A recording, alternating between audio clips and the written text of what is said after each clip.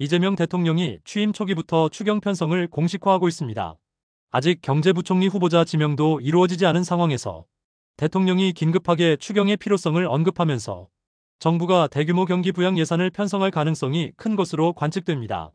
특히 미국발 관세 정책과 건설 경기 악화 등으로 올해 우리나라 경제 성장률이 0%대에 그칠 것이란 비관적인 전망이 나오는 것도 추가적인 추경 예산의 필요성에 힘을 싣고 있습니다. 관계부처에 따르면 이 대통령은 바로 시행할 수 있는 경제회생 정책이 필요하고 그중 가장 핵심은 추경 편성이 될 가능성이 높다며 경제회생 정책이 뭔지 규모와 방식, 절차를 최대한 점검해 보도록 하겠다고 밝혔습니다. 취임과 함께 경제를 강조한 대통령이 추경을 최우선 과제로 삼겠다는 강한 의지의 표현으로 해석됩니다.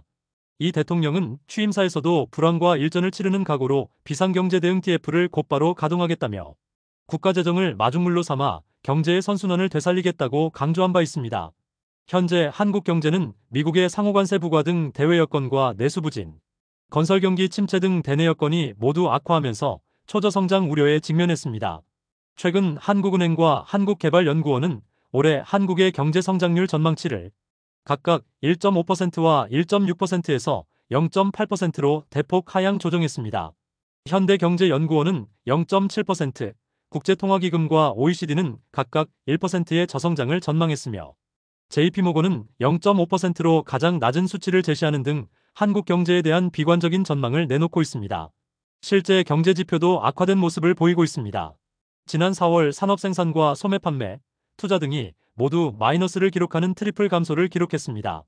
미국 상호관세의 타격이 본격화하면서 지난달 우리나라 전체 수출은 전년 동월보다 1.3% 줄어든 572억 7천만 달러를 기록하며 감소세를 보였습니다.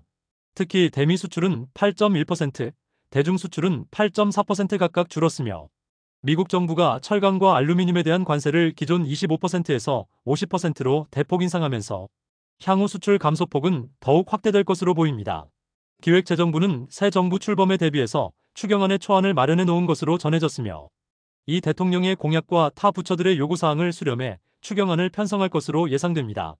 지금까지 잼스톤TV였습니다. 오늘 영상 도움되셨으면 구독과 좋아요 부탁드립니다. 시청해주셔서 감사합니다.